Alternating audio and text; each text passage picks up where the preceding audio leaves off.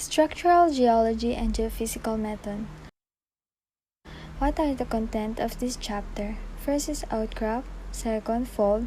Under the fold, there are parts of fold, classification of folds, cause of faulting. Third is fault and faulting. Fourth, joints and jointing. Fifth, geophysical investigation. Sixth, seismic method. 7, gravitational method. Last is magnetic method. Outcrop. What is outcrop? Rock outcrops give us important information about geological structures, rock types, and past processes. Good outcrop are the key to geological mapping and understanding local geological history and need to be protected from damages. For example, as a result of irresponsible coring. When weathering and erosion expose part of the rock layer or formation, an outcrop appears. An outcrop is exposed rock, so named because the exposed rock crop out.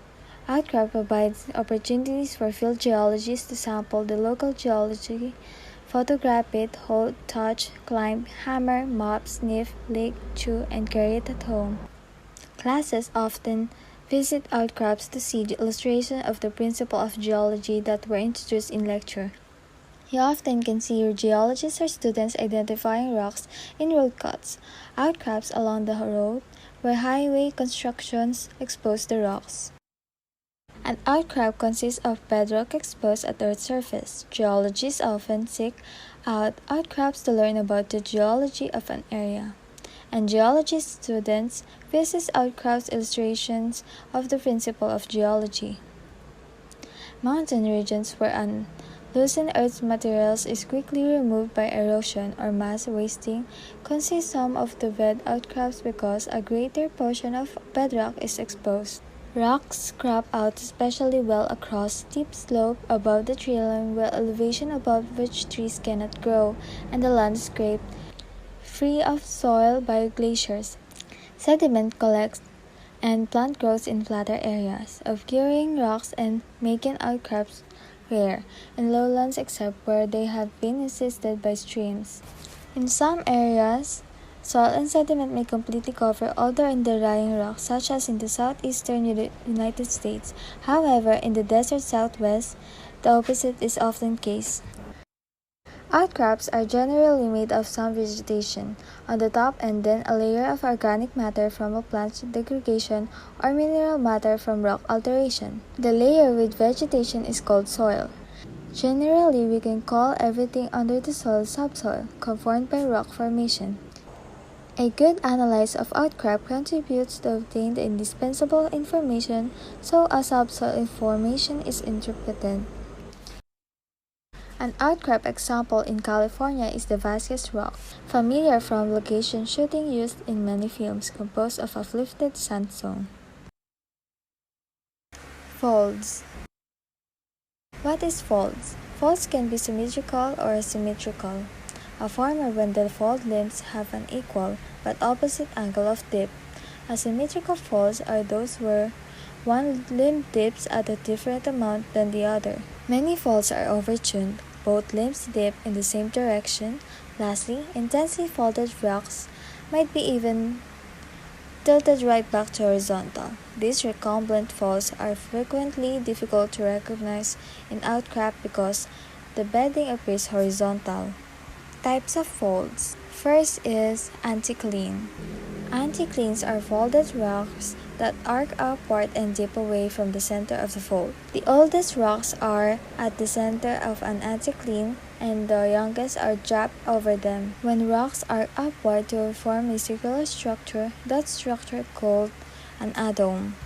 Second is sycline. A sycline is a fold that bends downward, causing the youngest rock are to be at the center and the oldest one are on the outside. When the rock bend down in a circular structure, that structure called a basin. Third is monocline. A monocline is a simple bend in the rock layer so that they are no longer horizontal. Parts of folds. First is hinge line. A hinge line, when rocks occur in a sequence and they're all in hinge point are joined together, they make a line called hinge line. Next is axial plane. Axial plane is the imaginary plane that passes through all the points of maximum curvature inclined horizontal in nature. Next is limbs. These are the sides of flanks of fold. An individual fold will have a minimum of 2 limbs, but when the fold occur in groups, as they very often do, a middle limb will be common to two adjacent folds. Last is axis, the line representing the intersection of the axial plane of a fold with any bed of the fold. Classification of folds. Folds are classified into two main types, namely anticlines or upfolds and synclines or downfolds. First is anticline folds. An anticline folds consist of beds bent upwards with limbs dipping away from each other. Second is syncline folds. Anticline folds consist of a bed bent downwards with the limb dipping towards each other. Third are the symmetrical fold and asymmetrical fold. A symmetrical fold is a fold whose axial plane is vertical and limbs dip equally. The axial plane in this case divides the fold into two equal halves. If the two limbs dip at different angles, the fold is a symmetrical fold. Next is monocline. This is a fold in which only one limb is bent. This is a case when a rock bed bends abruptly and resumes the original attitude at the lower level. Next is plunging fold or pitching fold. This is a fold whose axis is at some angle with the horizontal. The inclination of the fold axis with the horizontal is called plunge of the fold. Isocline or carinated fold. This is a fold whose limbs dip at the same angle in the same direction. The two limbs in this case are parallel. The axial plane may be vertical, inclined, or horizontal. Next is overturned fold. This is a fold whose limbs dip unequal in the same direction. Next is recumbent fold. This is a fold whose limbs are bent back on themselves almost horizontally. Next is zigzag fold or chevron fold. This is a fold having a sharp angular crest or trough. Subcutaneous folds. This is a fold whose beds are thinner at the crest and thicker at the trough. Such folds are formed due to contemporaneous sedimentation, compaction over irregular surface of deep holding, sinking, etc. Next is dome fold or quaversial fold or pericline folds. Dome folds consist of a set of rock beds lifted centrally giving the feature of a dome. The area of rock bed lifted may be circular or oval shaped. In a vertical section through the summit, the fold exhibits an anticlinal feature. For this reason, this fold is also called a compound anticline. After the domes are eroded, the younger rocks appear surrounding the older rocks. Basin fold or centrocline. These folds consist of a set of rock beds which are sunk down centrally giving the feature of a basin. The area of the rock bed sunk may be circular or oval shape. In a vertical section taken centrally, the fold exhibits an synclinal feature. For this reason, this fold is also called a compound syncline. I'm Jemima Mercado. Let's proceed to fold and faulting. So what is fold and faulting? Fault are those fractures along which there has been relative movement of the blocks past each other are termed as fault. Ito po yung fractures between two blocks of rocks and it is allowed the block to move each other. Yung movement niya is rapidly in the form of an earthquake and slowly in the form of a creep. So yung entire process of development of fractures and displacement of blocks against each other is called faulting or termed as faulting. So we have classification of faults. We have 4 classification. First, the apparent movement of the disrupted blocks along the fault plane, the direction of slip, the relation of fault attitude with the attitude of displaced beds, and the amount of depth of the fault. So we have 3 types of faults. We have normal faults, reverse fault, and strike-slip faults. Let's start with normal fault. Normal fault, such a fault in which hanging walls has apparently moved down with respect to the footwall, is classified as a normal fault. So as you can see po in the picture, the footwall po goes up and the hanging wall goes down. So yung fault plane po na to, ito po yung fault line when the footwall po goes up and hanging wall goes down. In this definition, it is clearly implied that nothing can be said with certainty whether it was the hanging wall which moved down or the footwall which moved up. So, yun nga po yung sinabi ko kanina. And in normal faults, the fault plane may be inclined at an angle between horizontal and vertical. And the fault angles po are between 45 degrees and vertical. Due to the inclination nature of the fault plane and downward displacement of the part of strata, normal fault can cause extension in the crust wherever they occur. So, yung sinasabi po na extension dyan is a normal fault po is caused by a tension of these two beds. So, second is the reverse fault. Reverse fault, it is a type of a fault in which the hanging wall appears to have a move up with respect to the footwall. In reverse fault, the fault plane in general inclination between horizontal and 45 degrees, although reverse fault with a steeply inclined fault surface have been also encountered. So, in this photo po, unlike sa normal fault, so ito po yung reverse ng normal fault, which is the footwall po is goes down and the hanging wall goes up. The virtue of the inclination of the direction of movement, reverse faulting involves shortening of the crust of the earth. So, meaning po, in shortening, it is caused naman po by compression. So, third is the thrust fault. These are, broadly speaking, such varieties of reverse fault in which the hanging wall has moved up relative to the footwall and the fault dip at angles below 45 degrees. The thrust fault of simply thrust are very common occurrence in folded mountains and seem to have originated as a further step in the process of adjustment of rocks to the imposed stress. So, in thrust fault po, having dip less than an angle of 45 degrees, just like you can see in the photo or a picture, this is the fault line. Yung in-between po ng hanging wall and footwall, they call it a fault line. So, the hanging wall po goes up and the footwall goes down.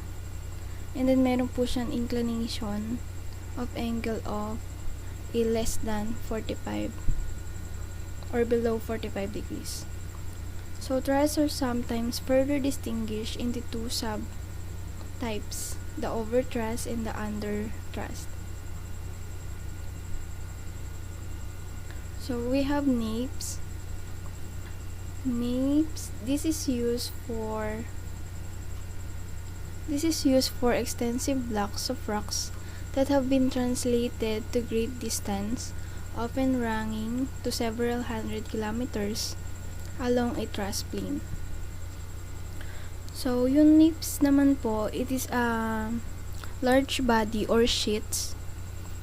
Ito po, a large sheets of rock that has been moved a distance of about 2 km, and because of compression of large scale po, that is why In this photo, mayroon po siyang curve dahil po sa compression ng large scale. The large scale movement may be attributed to a major overthrusting or a recumbent folding followed by thrust faulting. When a series of thrust faults occur in a close proximity, thrust blocks are piled up one above another and all fault surface dip in the same direction. The resulting interesting structure is known as an imbricate structure. So, last type po ng fault is strike-slip fault. Strike-slip faults, this may be defined as fault in which fault blocks has been moved against each other in an essentially horizontal direction. The fault plane is almost vertical and the next slip may be measured in great distances. In strike-slip fault po, a fault in which the dominant displacement is horizontally. As you can see po in this photo, we had these two beds. These beds po are it moves horizontally. So meron din po tayong types, or we have two types of strike-slip fault. First is the left lateral strike-slip fault and the right lateral strike-slip fault. So, in short po, strike-slip fault po, it is a movement of two beds pa-horizontally. Unlike po sa normal fault and reverse fault, the hanging wall po goes up and the footwall po goes down or in reverse po. So, dito po horizontal lang yung movement niya. There are some of other terms used for strike-slip faults, such as lateral faults, transverse faults, wrench faults, and transform faults. Of these, the transform faults are very common and denote strike-slip fault, especially developed in oceanic ridges. So, those faults po, meron po tayong engineering, especially po sa mga engineer, meron po tayong a safety consideration. First, the safety of a civil engineering structure built on or near a faulted rock can be ascertained only in general way. The tectonic history of the area under consideration must be known or studied, if not known truly. So, especially po in engineering field, when you are building a structure, you must know po yung mga history ng isang lugar. If merong fault line na history doon sa pagtatayuan ng structure.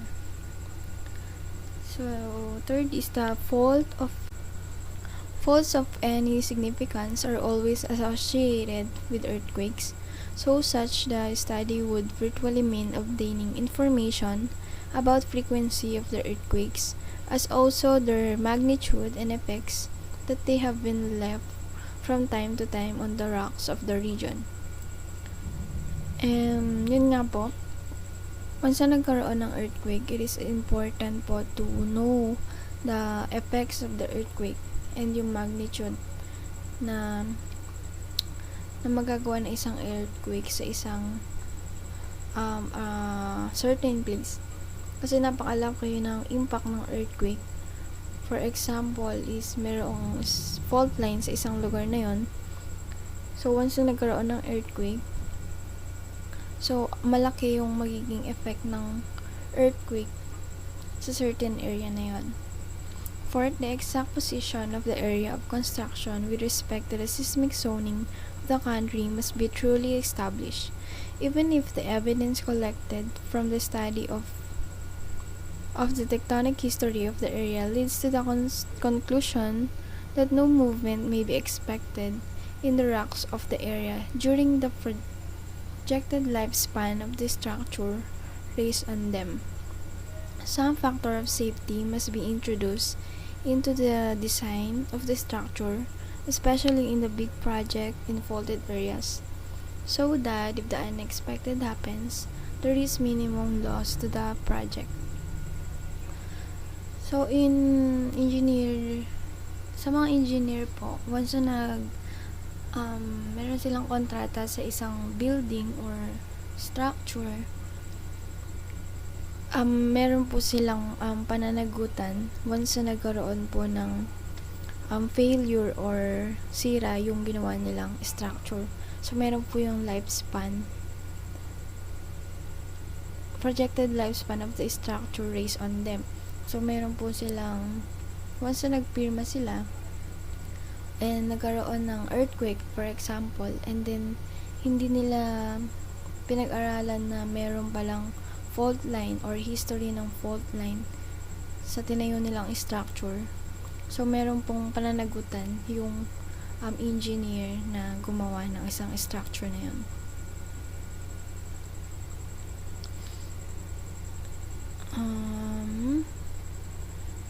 And fifth, in all big countries, map of seismic classification are available. Last, in most cases, recommendation of the statutory authorities are available about introducing suitable factors of safety in major civil engineering projects of any public importance that are proposed to be constructed in areas of known seismic zones. Let's proceed naman po in joint and jointing. So, what is joints? Joints are defined as divisional planes or fractures along which there has been no relative displacement. So, there has been no relative displacement unlike po sa fault. So, meron po siyang movement na nangyayari. Unlike po sa joints, there is no movement occur po in this. These fractures divide the rocks into parts or blocks, unlike the faults. The parts have not suffered any movement along the fractured plane. There may be or may not be an open up of blocks perpendicular to the joint plane. Joints may be open or closed in nature. So we have open joints and closed joints. Open joints are those in which the blocks has been separated or open up for small distances in the direction at right angle to the fracture surface. This may be gradually enlarged by weathering process and develop into fissure in the rocks. In closed joints, there is no such separation. In open joints po, yan po yung joints po kasi is a fracture lang, so wala pong movement of rocks na nangyayari. So yung open joints po, ang itsura niya is a fracture. So meron po siyang makikita mo yung pag-open or yung fracture ng rocks. And in naman po, in closed joints, there is no such separation. So itsura niya is parang a crack lang siya pero hindi siya open. So this joint may be capable of allowing fluids, gases, or water to pass through the rock. Similarly, the joints may be smooth or rough on the surface, and the surface may be straight or curved. In outline, the joints may be small in their extension. And joints are fracture planes or surface, and their occurrence often takes place in such a way that their position in space or attitude may be described conveniently either independently or with respect to the attitude of the rocks in which they occur. So we have also classification of joints. First, spatial relationship, geometry, and genesis. So we have spatial relationship. All joints are divided into main groups on the basis of presence or otherwise of some regularly in their occurrence. So we have seismic joints or regular joints. So these show a distinct regularity in their occurrence, which can be measured and mapped easily. So as you can see po, ito sa picture, sabi po doon is, sa definition is, which can be measured and mapped easily. Kasi po, yung pattern niya is a parallel. Such joints occur in parallel or subparallel joints. So, kaya madali lang siyang ma-measure and ma-map or makita. Kasi, yung joints niya are parallel. So, unlike po kasi sa non-seismic joints. So, sa next slide po, makikita natin yung difference between the two. So, the columnar joints and mural joints described below are example of regular or systematic jointing. So, we have non-systematic or irregular joints. As the same name implies, these joints do not possess any regularity in their occurrence and distribution. They appear at random in the rocks and may have incompletely defined surface. In many cases, these are related to the seismic joints in that these occur between them. So, in this photo po, non-seismic joints, meron na po siyang or yung joints niya is, or yung intersecting joints niya is hindi lang parallel, so meron na ring curve and other lines. So ayan po. And the non-systematic joints may show no relation with the seismic joints, and their curve and rough surface may not cut across the former. So, in geometry naman po, in stratified rocks, joints are generally classified on the basis of relationship of their attitude with that of the rocks in which they occur.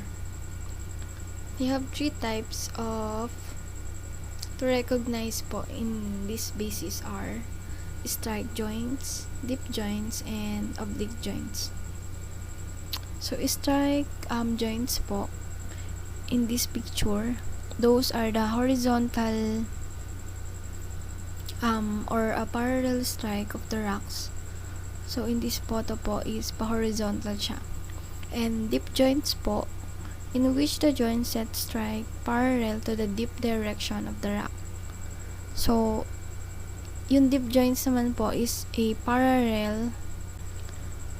So, dip joints, it is a strike parallel to the dip direction. As you can see naman po in the photo, dip joint po is a parallel line.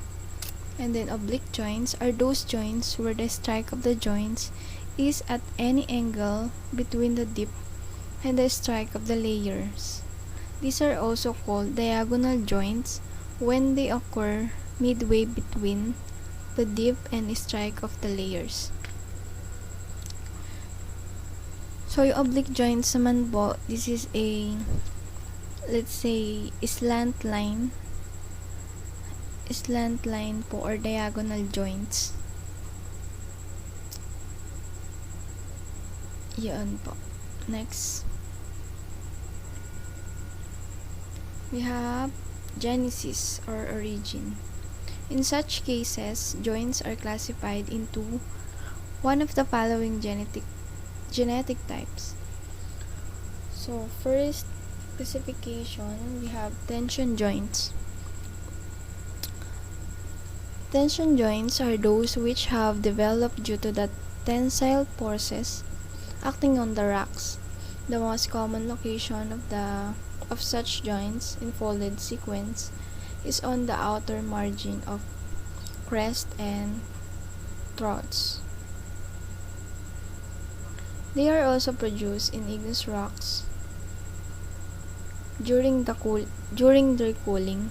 Joints produced in many rocks during the weathering of overlying strata and subsequent release of the stress by expansion are also thought to be due to the tensile forces.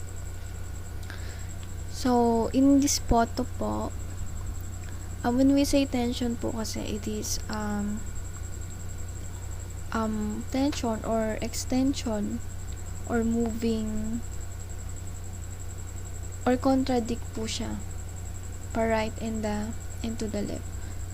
As you can see po in this picture. So, meron po siyang acting forces doon sa may rocks natin. That's why nagkakaroon po tayo ng movement. Meron po tayong different movement of rocks, which is nagkakos po ng dito po ako sa picture, the hanging wall po goes down and the foot wall goes up, meaning meron pong normal fault na nangyayari doon sa rocks natin. So, second classification, we have shear joints. Shear joints, these are commonly observed in the vicinity of fault plane and shear zones where the relationship with shearing forces is clearly established. In folded rocks, these are located in axial regions. So, in shear joints naman po, nangyari po yung shear joint sa strike slip fault kasi po horizontally yung movement or yung naging yung movement ng rocks natin or yung two beds of rocks. So in shear joints, yung movement niya is pa-horizontal, and then sa tension naman po is contradict yung forces na meron sa kanya. So, last is the compression. It is reverse of tension. Kasi po yung movement niya is compression. When we say compression po, meron shortening na nangyayari. So, rocks may be compressed to crushing and numerous joints may result due to the compressive forces in this case. In the core regions of folds where compressive forces are dominant, joint may be related to the compressive forces. Then sometimes in compression, so meron pong magiging that's why nagkakaroon po tayo ng fold. So, nagkakaroon ng curve yung rocks natin because of the compression po of the rocks. Good day everyone. I'm Erica Christine Cruz and I'm the third reporter of this group. I'm going to discuss geophysical method and seismic method. Let's start with geophysical investigation. Geophysical investigation are used to estimate the physical properties of the surfaces by measuring, analyzing, and interpreting seismic, electrical, electromagnetic, gravitational, and magnetic fields measured at the ground surface or within boreholes. It also involves simple method to study subsurface detail. Geophysical investigations also involve simple methods of study made on the surface with the aim of ascertaining subsurface detail, and this is achieved by measuring certain physical properties and interpreting them mainly in terms of subsurface geology. So for this investigation, ang responsible for this is geotechnical engineering. And from the word itself, investigation, simply ito yung pag-e-examine using systematic data upang malaman at accurate ang mga datang gagamitin natin in terms of geophysical. And when we say geophysical, it's about natural science concerned with geophysical processes and physical properties of the earth like ground surface. So here's the importance of geophysical investigation. First, geophysical methods are gaining importance very rapidly because of their success in solving a vast variety of problems. Second, these investigations are carried out quickly. That this means large area can be investigated in a reasonable short period and hence time is saved. Third, the geophysical instruments used in the field are simple, portable, and can be operated easily. This means field work is not laborious. And last, since the work is carried out quickly and only physical observations are made without the use of consumables like chemicals and others, it is economical too. Here's another importance of geophysical investigations. From the different interferences to suit different purposes can be drawn from the same field data. For example, electric resistivity data can be interpreted for knowing subsurface of rock types, geological structures, groundwater conditions, or deposits depth to the bedrock, and etc. So hence, the investigations are multi-purpose. So for this investigation, it is actually very important since we will study the depth of structures. Like for example, before tayo mag-construct ng bridge, we have to know kung gaano nga ba kalalim ang tubig at gaano kalambot o katigas ang lupang nasa ilalim nito. Same as sa mga houses and buildings. We have to know or have an investigations like soil investigation to understand the ground condition of geotechnical designs like the foundations, retaining walls, or even soil improvement. Here's the applications of geophysical investigations. First, geophysical explorations are numerous, important, and widely varied. So it's numerous since investigations aimed in solving problems of regional geology. So, required dito ang solving problems like yung pinag-aaralan natin na fundamentals of surveying. And then, third, investigations aimed at locating and estimating economically important mineral deposits. And then fourth, investigations aimed at locating and assessing groundwater potential and its quality. So for this locating and assessing, ito ang magsasabi kung pwede nga bang itayo ang isang infrastructure in certain area. Since as an engineer or engineering, hindi naman pwedeng basta-basta na lang pagtatayuan ng isang gusali o bahay yung isang area without knowing its potential. So we have to conduct the investigations always. And then fifth, investigations aimed at solving problems connected with geology. So yun nga, palaging involved ang solving problems. So accurate yung makukuha nating data for these investigations. The classification of geophysical method. Method is divided into 6 groups. First, gravimetric method, magnetic method, electrical method, seismic method, radiometric method, and geothermal. So I will discuss the seismic method. What is seismic method? Seismic methods are the most commonly conducted geophysical surveys for engineering investigations. Seismic refractions provides engineers and geologists with the most basic of geologic data via simple procedures with common equipment. Itong seismic method, yung mas kadalasang ginagamit, and kung familiar kayo, it related to the waves like primary and secondary waves to locate gas and oil. The seismic method is by far the most important geophysical technique in terms of expenditures and number of geophysicists involved. Its predominance is due to high accuracy, high resolution, and great penetration. The widespread use of seismic methods is principally in exploring for petroleum. The locations for exploratory wells rarely are made without seismic information.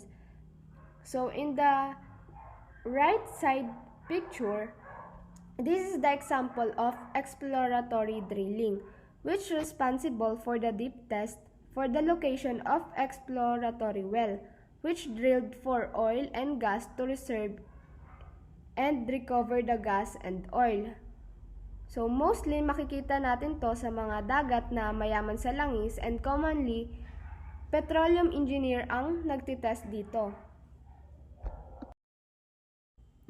Seismic methods are also important in groundwater searches and in civil engineering, especially to measure the depth to bedrock in connection with the construction of large buildings, dams, highways, and harbor surveys. So, sinabi nga na the seismic methods are important in groundwater searches, which is the responsible for these are civil engineers. Since ang concern nga dito ay land infrastructure like dams, tunnels, highways, and large buildings. And useful din ito sa paglolocate ng channels and heavy metals. Any mechanical vibration is initiated by a source and travels to the location where the vibration is noted. These vibrations are seismic waves. The vibration is merely a change in the stress state due to a disturbance. The direction of travel is called the ray vector or ray path, and this is the example of mechanical vibrator. The vibration emanates in all directions that support displacement, and that vibration readily passes from one medium to another and from solids to liquids or gases and in reverse. So this is the commonly used para malocate yung seismic waves, which is naglo-locate ng important materials like gas, oil, and metals. So here's the classes of seismic waves. The first one is body waves, which pass through the volume of a material, and these are the fastest traveling of all seismic waves and are called compressional or pressure or primary wave, or commonly P wave. The particle motion of P waves is extension, which are the dilation and compression along the propagating direction. And this is the example of P waves. For the seismic waves, ito yung isa sa classification, and nag-o-occur ito through support seismic waves, air and noise in gases including the atmosphere. So sinasabi na this is the fastest traveling of all seismic waves, and hence are the first signal from an earthquake to arrive at any affected location or at a seismograph. Another classes of seismic waves is surface waves, which exists only near a boundary. And the second wave type is the secondary or transverse or shear wave, or commonly S wave. S waves travel slightly slower than P waves in solids. S waves have particle motion perpendicular to the propagating direction, like the obvious movement of a rope as a displacement speeds along its length. And these transverse waves can only transit material that has shear strength. And this is the example of surface waves or S waves. So dito makikita natin na mas curve yung travel niya, but this is more slow than P waves. And hindi ito nag-o-occur sa liquids and gases. and S-waves are often generated for S-wave diffraction evaluation of engineering sites. And these surface waves are often considered to be a source of noise, contain valuable information about material properties of the shallow ground, and their use is on the increase in engineering studies. Here's the two types of surface waves: the lab wave and the Rayleigh wave. The first type of surface waves is lab waves. And referring to the pictures, it has a horizontal motion that moves the surface from side to side perpendicular to the direction the wave is traveling. And from the two surface waves, the lab waves is moved faster. And lab waves cause horizontal shearing of the ground. Second type of surface wave is called Rayleigh waves, and it is caused the ground to shake in an elliptical pattern, and this motion is similar to that observed in ocean waves. Of all the seismic waves, Rayleigh waves spread out the most and giving them a long durations on seismograph recordings. And the Rayleigh wave is actually seismic surface wave causing the ground to shake in an elliptical motion with no transverse or perpendicular motion. Data acquisition. The digital electronics have continued to allow the production of better seismic equipment. Newer equipment is hardier, more productive, and able to store greater amount of data. The choice of seismographs, sensors or such as geophones, storage medium and source of the seismic wave depend on the survey being undertaken. And in this data acquisition, dito na pumapasok yung mga digital mediums which used to test the seismic wave. It also uses sensors to have accurate data. And as in modern generation, the newer equipment is actually harder to use but can easily to gather data. So, meaning mas productive and less time ang magagamit sa paggagather ng data when it comes to investigation. These are the electronic devices that can locate the seismic wave. The first one is geophones. The sensor receiving seismic energy is the geophone or hydrophone in waterborne surveys or phone. These sensors are either accelerometers or velocity transducers and convert ground movement into a voltage. Typically, the amplification of the ground is many orders of magnitude, but accomplished on a relative basis. The absolute value of particle acceleration cannot be determined unless the geophones are calibrated. So, the geophones, ito yung ginagamit for ground surfaces and to record the vibration generated by explosive in seismic reflection and refraction. It is also used as military devices. The second electronic devices is called seismographs. The equipment that records input geophone voltages in a time sequence is the seismograph. Current practice uses seismographs that store the channel signals as digital data at discrete time. Earlier, seismographs would record directly to a paper or photographic film, stacking, inputting, and processing the vast volumes of data archiving the information for the client virtually require digital seismographs. Sophisticated seismograph equipment is not normally required for engineering and environmental surveys. One major exception is the equipment for sub-bottom surveys or non-destructive testing of pavements. Familiar tayo na ang seismograph is isa sa ginagamit to record the motion of ground surfaces which result to earthquake.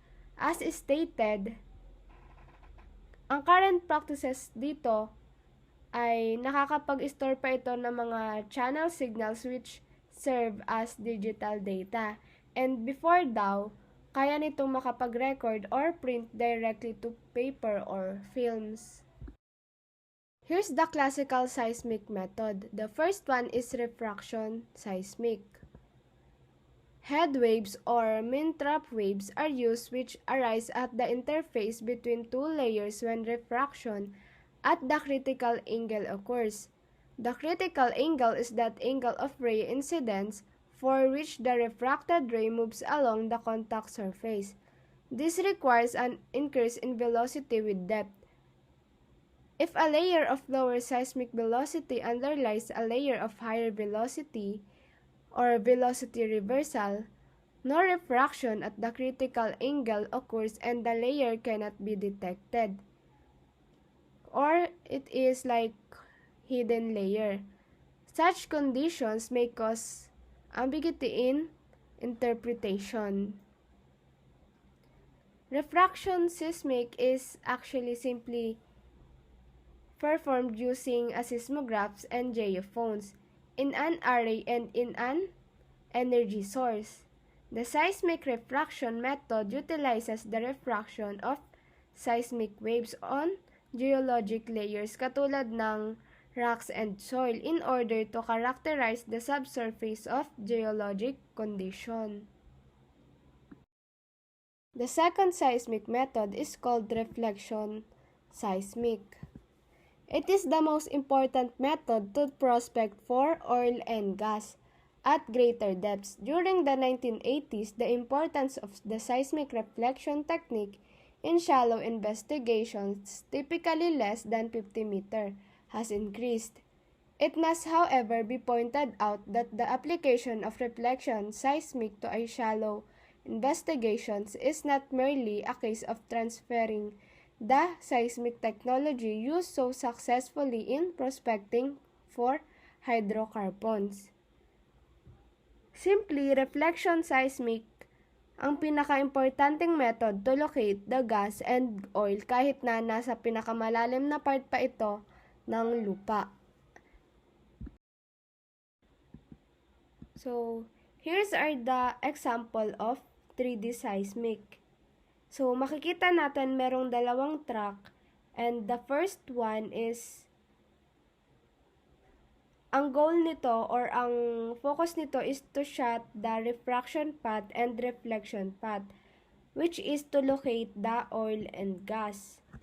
And then, sa pangalawang track naman is naglalaman ito ng mga geophones and other electronic devices to locate the channels. And that is how the refraction and reflection works. But mainly, ang point dito is to locate the oil and gas so that the waves will get back to the geophones or receiver.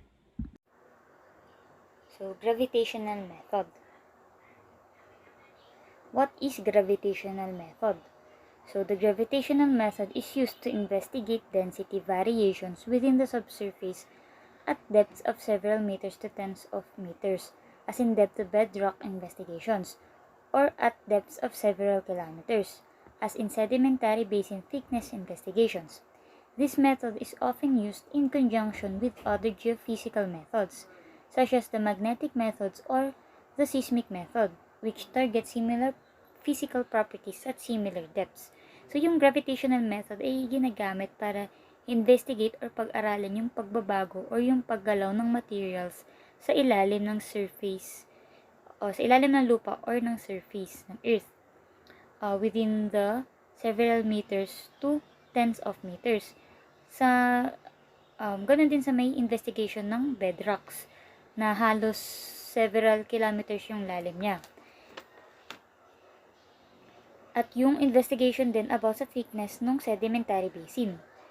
So, ginagamit itong gravitational method alongside other geophysical methods tulad ng magnetic or seismic method dahil pares lang naman sila ng ways na ginagawa or ng goals nila or yung target na makuha nilang resulta. So, the gravity method is a non-destructive geophysical technique that measures differences in the Earth's gravitational field at specific locations. It has found numerous applications in engineering, environmental, and geothermal studies, including locating voids, faults, buried stream valleys, water table levels, and geothermal heat source. So, yung gravitational method ay non-destructive, which means hindi nito nasisira yung kung ano man yung ini-investigate nila. And yun yung surface and subsurface ng Earth. So, sa gravitational method, minimeasure niya yung differences sa gravitational field sa isang lugar or specific location. And ginagamit yung technique na ito doon nga sa may engineering, environmental, and geothermal studies.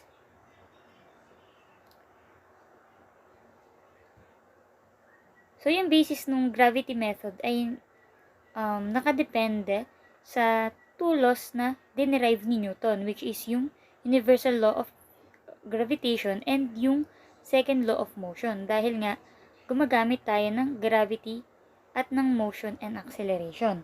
So, this shows that the magnitude of acceleration due to gravity on Earth, G, is directly proportional to the mass, M, of the Earth and inversely proportional to the square of the Earth's radius. So, yung process ng gravity method. So, gravity technique measures minute variations in the Earth's gravity field. Based on these variations, subsurface density and thereby composition can be inferred. So, yung gravity technique ay minimeasure yung bawat pagbabago sa Earth's gravity field every minute. Base doon sa pagbabago doon sa density sa subsurface, yung composition noon ay malalaman natin. So, this variation can be determined by measuring the Earth's gravity field at numerous stations along a traverse and correcting the gravity data for elevation, tidal effects, topography, latitude, and instrument drift. Yung variation na nakuha or data na nakuha natin ay by measuring Earth's gravity field sa iba't ibang stations or lugar ay mag-undergo pa ng corrections na i-discuss ko mas malalim later on. So, the gravity field on the surface of the Earth is not uniformly the same everywhere. It varies with the distribution of the mass materials below. A gravity survey is a direct means of calculating the density property of subsurface materials. So, yung gravity field sa surface ng Earth ay hindi pare-pareho. So, nakadepende siya sa location mo sa Earth at sa mass materials below. Kaya, yung gravity survey, yung nagkakalculate ng density property ng subsurface materials. And the higher the gravity values, the denser the rock beneath. So, equipment ng gravity method. So, modern instruments capable of rapid gravity measurements are known as gravimeters or gravimeters. Gravimeters are basically spring balance carrying a constant mass. Variations in the weight of the mass caused by variations in gravity cause the length of the spring to vary and give a measure of the change in gravity. So, merong spring both sides yung object na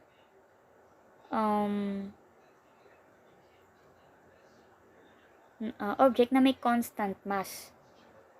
So, doon natin malalaman kung tumaas ba or bumaba yung gravity.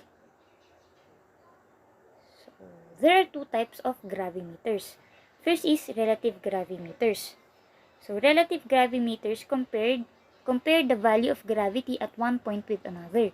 They must be calibrated at a location where the gravity is known accurately, and then transported to the location where the gravity is to be measured.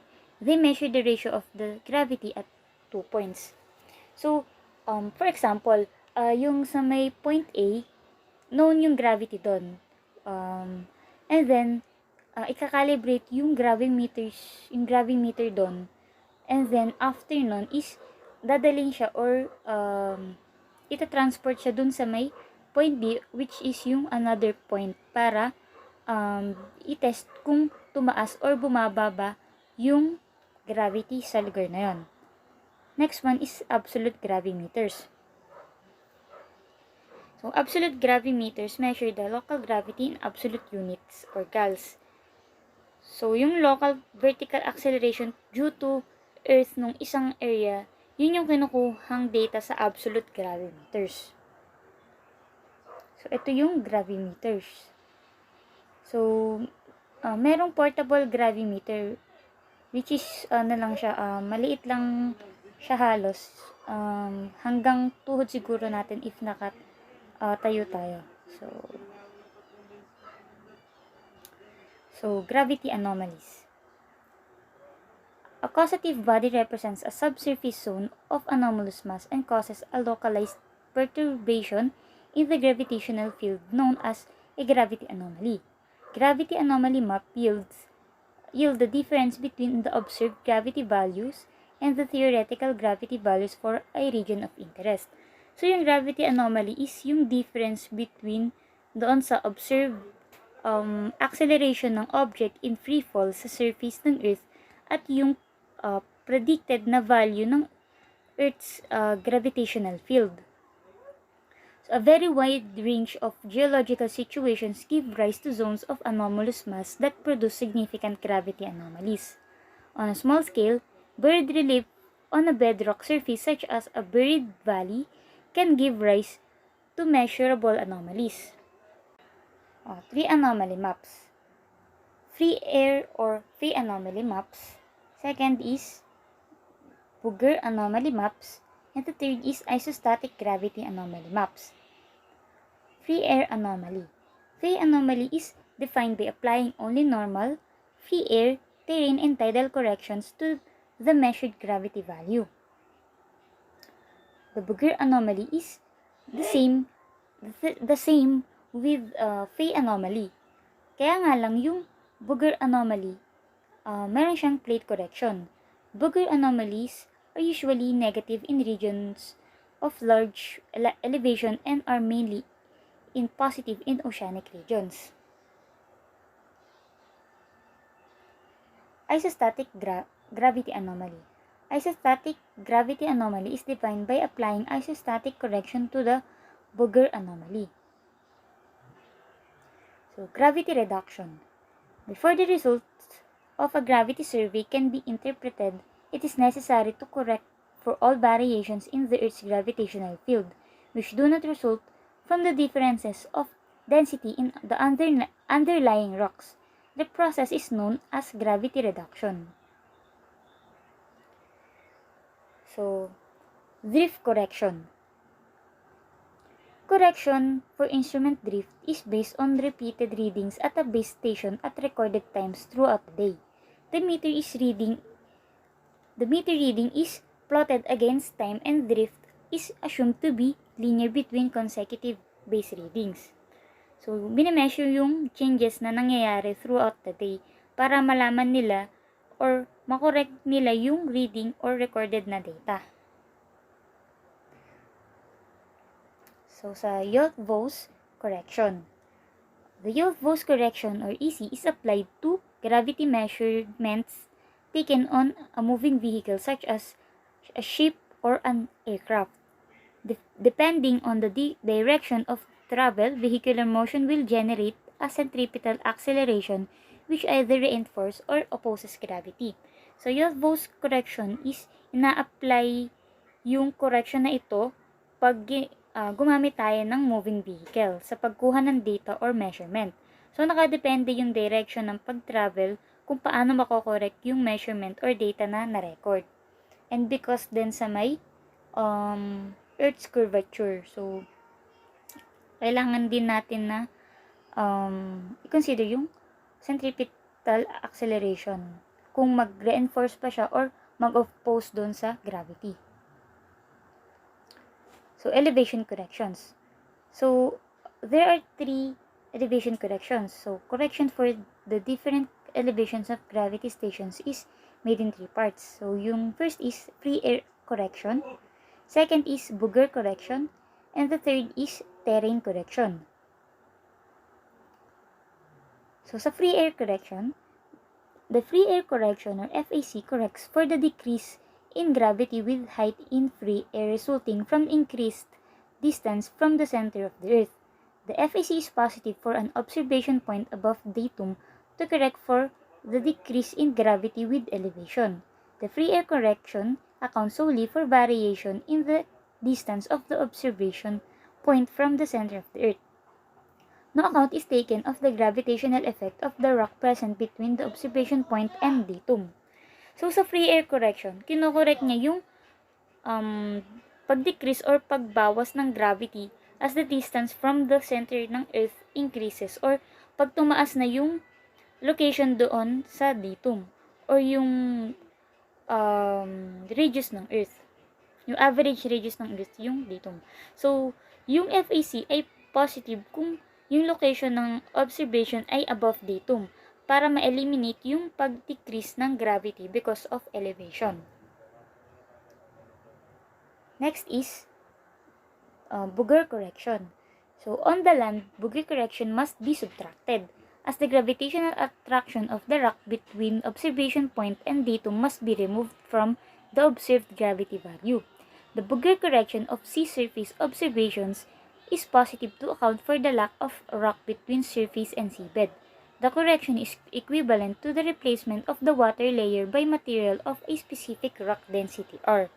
So, yung correction sa booger ay sinusubtract pag nasa land because yung gravitational attraction sa may rock between sa observation point and datum ay para yung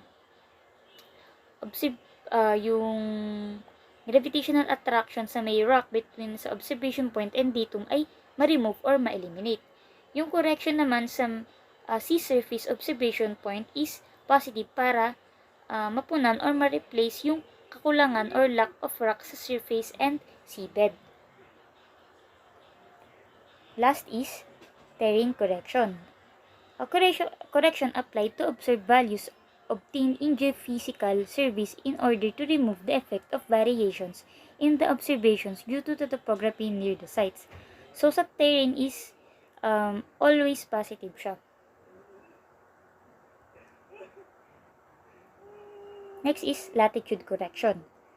Gravity varies with latitude because of the non-spherical shape of the Earth and because the angular velocity of a point on the Earth's surface decreases from a maximum at the equator to zero at the poles. The centripetal acceleration generated by this rotation has a negative radial component that consequently causes gravity to decrease from pole to equator. Consequently, points near the equator are farther from the center of mass of the Earth than those near the poles, causing gravity to increase from the equator to the poles. So, mas mataas yung gravity value sa poles because mas malapit ito sa center ng Earth.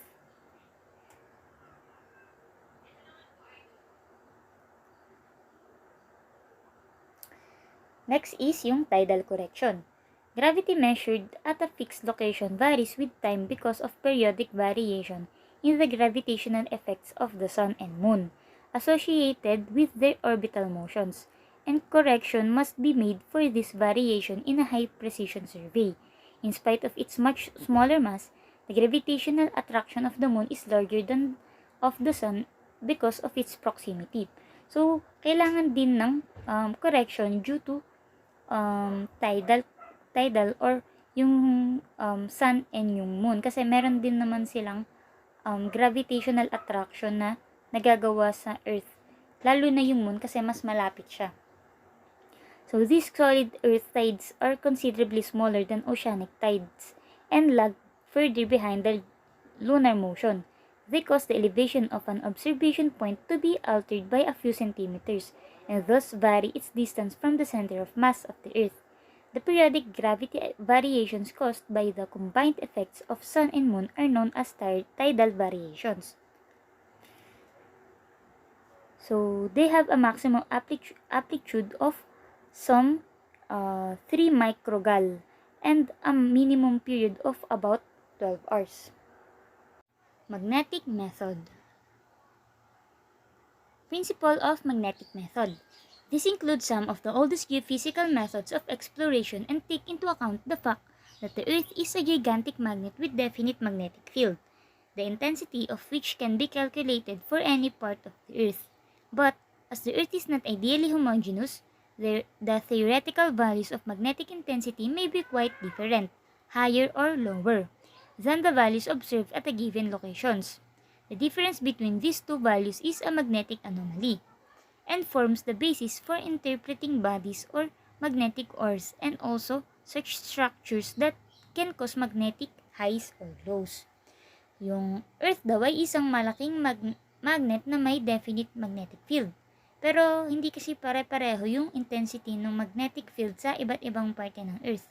Tapos yung theoretical values ay medyo naiiba sa observed value sa isang location. Pwedeng bumaba or pwedeng tumaas. Yung tawag doon sa pagkakaiba ng observed value at theoretical value ay magnetic anomaly. What is magnetic method? Magnetic method is a geophysical prospecting method that maps variations in the magnetic field of the Earth that are attributable to changes of structure or magnetic susceptibility in certain near-surface rocks. Sedimentary rocks generally have a very small susceptibility compared with igneous or metamorphic rocks, and most magnetic surveys are designed to map structure on or within the basement, or to detect magnetic minerals directly. So, yung magnetic method ay isang geophysical prospecting method na nagkukuha ng data para ma-record yung pagkakaiba-iba ng magnetic field sa iba't ibang lugar. At nami-measure din kung gaano magiging magnetized yung isang material in an applied magnetic field.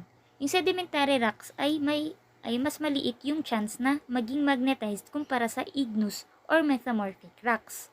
So, kadalasan ginagamit yung magnetic survey at to map structure on or sa basement or para i-detect yung magnetic minerals.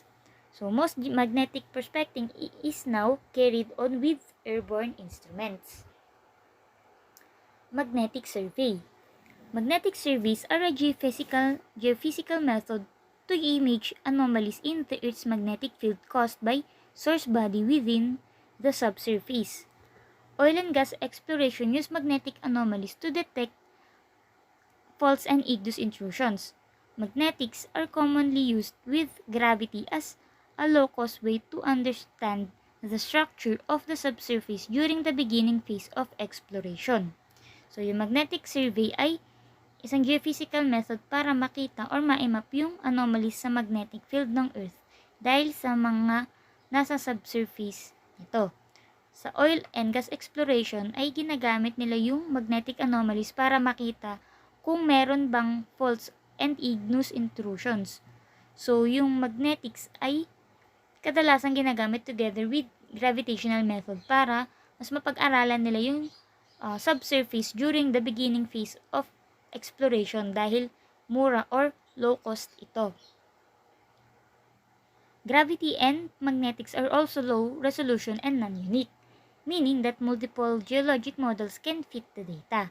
The more that is known about the subsurface, the more the geologic model can be narrowed down.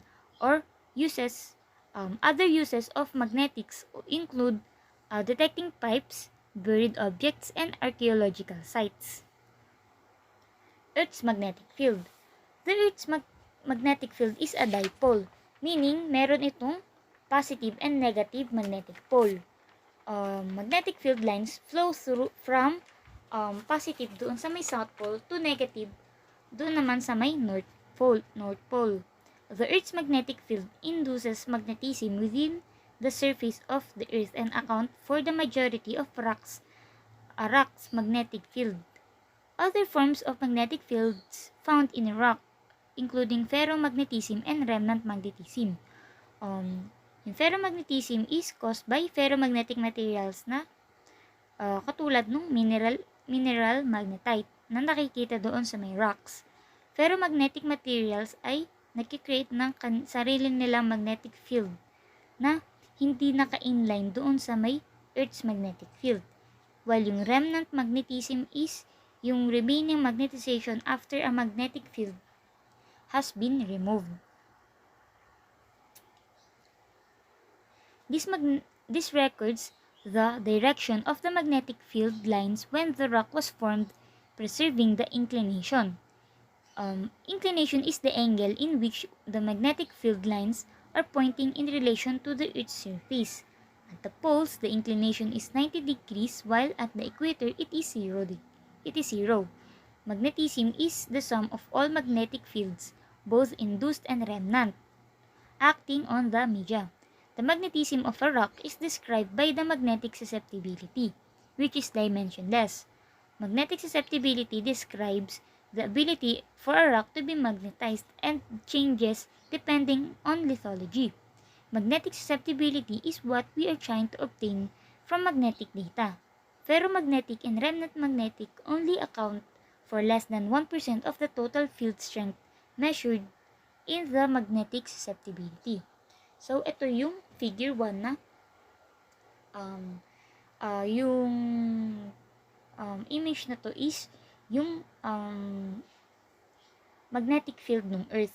So, kanina, nabanggit ko na yung inclination nung doon sa may poles ay naka 90 degrees because yung magnetic field ay doon mismo sa may nakaturo mismo siya doon sa may sa poles. So, doon nakadirect yung magnetic fields. While doon naman sa equator ay nakaparallel yung magnetic field. Kaya 0 yung inclination niya. So, external variation correction. Magnetic measurements do not need to be corrected for drift like gravity measurements, but they still need to be corrected for external variations. The sun can have a large effect on magnetic surveys due to its own magnetic field. If there is a strong solar activity happening, then acquisition must be stopped as solar storm can create outliers in the data. Daily changes within the sun also need to be monitored to know the effect they are having on the acquisition. This is solved by having a base station at a fixed location to measure the entire time of the acquisition to see any changes within the sun. These changes are compared to the quiet nighttime value to determine the correction needed for each measurement.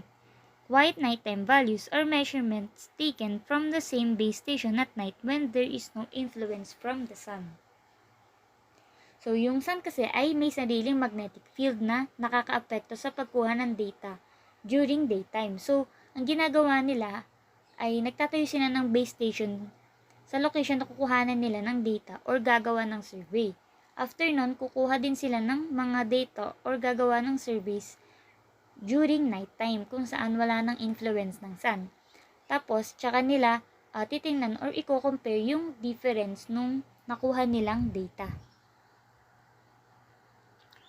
Reduction to pole correction. Magnetic measurements are expressed in total magnetic intensity but need to be corrected for latitudes. At different latitudes, the Earth has different inclinations due to the magnetic field line. This means that an anomaly at the poles will image directly above the source body, but if the source body is at lower latitude, then it will be shifted. A reduction to pole or RTP correction shifts anomalies so that they are directly above the source bodies, like if the measurements took place at pole. RTP corrections can be used for the correct location of source bodies, but the amplitude of the anomaly is unreliable. So, magnetic measurements ay nagbibigay ng total magnetic intensity. Pero kailangan i-correct due to latitude. Yung Earth kasi ay may different inclination due to magnetic field lines. So, para mas ma-map yung magnetic intensity and malaman if may object or source body sa isang lugar, ay kailangang i-correct yung inclination.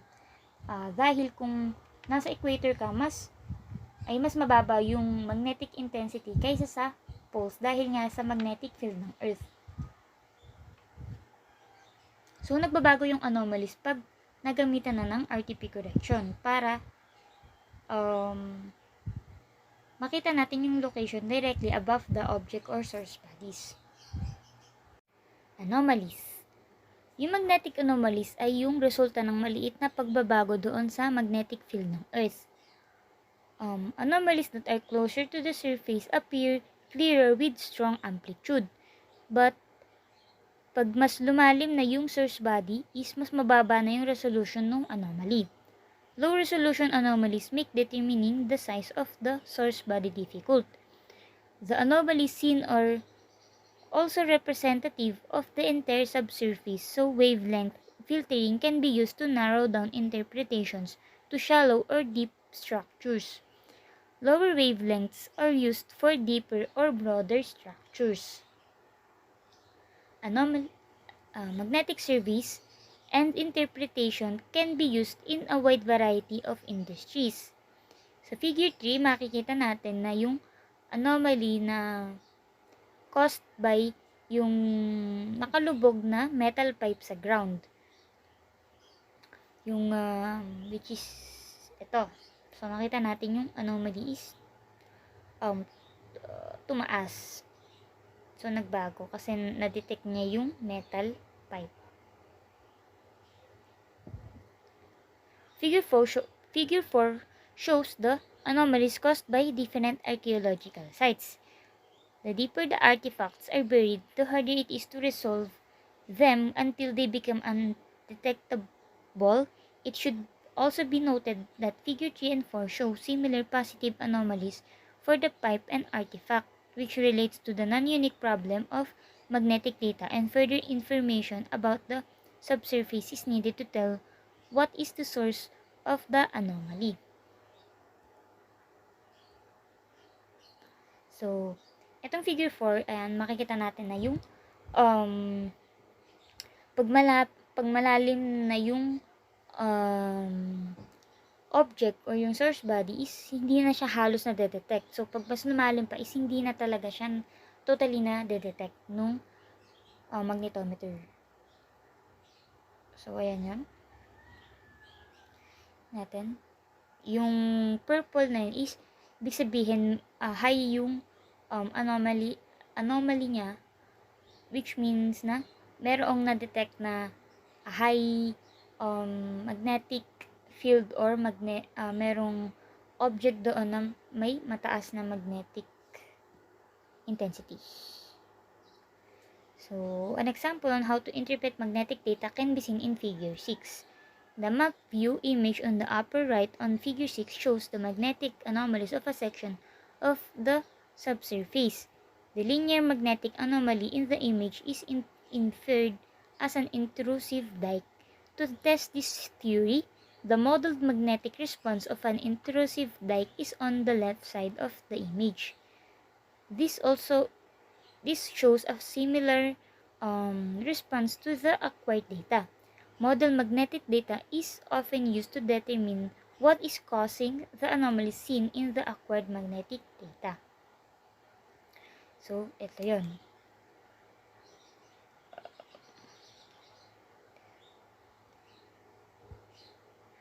So, may object dito sa may left side is merong object na na-detect. Kaya, naging ganun yung color nung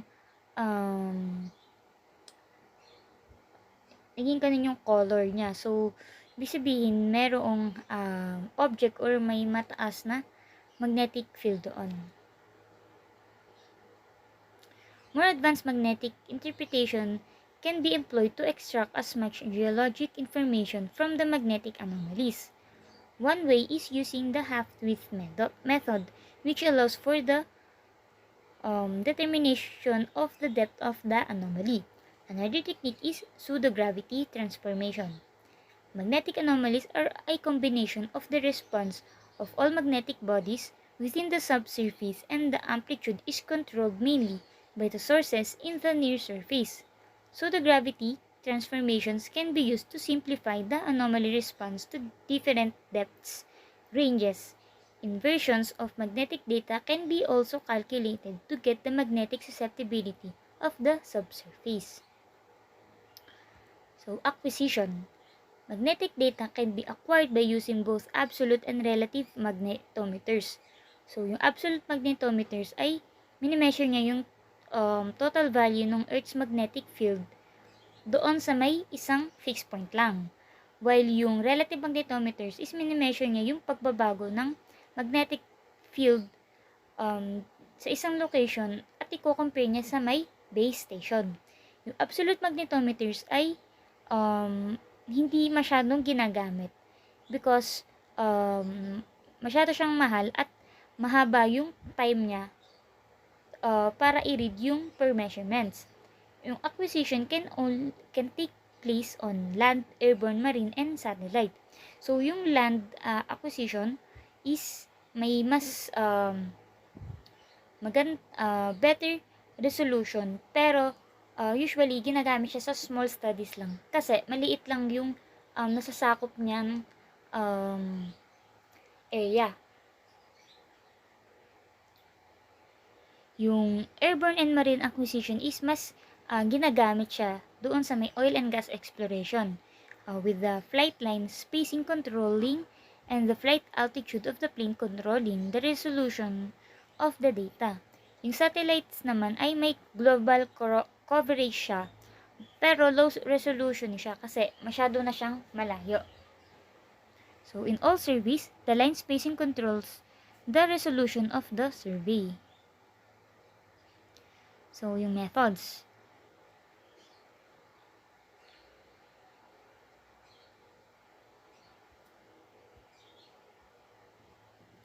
So, yung magnetic intensity ng rocks of Earth at a given location is mini-measure directly gamit yung tinatawag natin na instrument na magnetometers. So, yung specially designed na magnetometers ay ginagamit para i-measure yung horizontal intensity or yung vertical intensity. Yung observation na yun ay inuulit or repeated doon naman sa may different direction over the selected area. And from the values so obtained, the magnetic anomalies are calculated. Lines are then drawn through the points of familiar anomalies. This gives the isoanomalies maps. So, from such maps, the location and extension of materials of highly magnetic or less magnetic bodies can be determined. Another instrument for measuring the magnetic intensity over wide areas in the shortest possible time is airborne magnetometers. So, yung airborne magnetometers nga is bukod sa ginagamit siya sa oil and gas exploration, ay mas ginagamit to sa may wide areas dahil na-cover niya yung wide areas doon in a short period of time lang. Unlike doon sa may land magnetometers. So, it consists of a highly sensitive detector element that is made to hang down from a plane or helicopter. So, yung airborne magnetometers ay sinasabit lang siya doon sa may plane or sa may helicopter. So, this help in recording total magnetic intensity along the line of flight. So, yung line of flight, yung health of flight, yung gaano kabilis yung plane, yung controlling parameters na nagre-require ng careful planning and execution of the aerial magnetic surveys. So, this is the land magnetometer. So, sinabi ko kanina na para siya sa small studies because as we can see, tao lang yung nag-operate na to. So, wala siyang ibang katulong na vehicle para makakuha ng data doon sa may area na yan. So, medyo maliit siya. Pero, isa siya sa may high resolution. So, kaya pa rin siya ginagamit. So, this is the marine magnetometer. So, ilalagay siya dun sa may harap nung ship. And, ito naman yung airborne magnetometer. So, ayan yan yung sinasabit sa helicopter or sa plane. Interpretation. In the simplest cases, an unusual high magnetic intensity, as shown by the isoanomaly map, can be taken as indicative of a magnetic ore body in that area. So, pag meron daw unusual na pagtaas sa may magnetic intensity na nakita doon sa may isoanomaly map ay ibig sabihin meron daw doon na magnetic or merong body or object doon. In actual practice, however, a number of factors have to be considered and corrections applied for arriving at reliable results. Of these, corrections due to magnetic storms are quite important. So, in actual practice daw is, kailangan pa na i-consider yung mga correction or yung mga factors na pwedeng magkaroon ng changes doon sa may makukuha nating data. So, kailangan ng correction para makakuha tayo ng reliable source or reliable result. So, application ng magnetic method is locating buried pipes, cables, tank, and drums. So, next is yung fault studies. So, nakikita din kasi yung or nadetect din kasi yung fault through magnetic method. So, or exploration, identification of metalliferous deposits, for example, massive sulfides. Next is yung geothermal exploration. Mapping buried utilities and exploration of fossil fuels, oil and gas.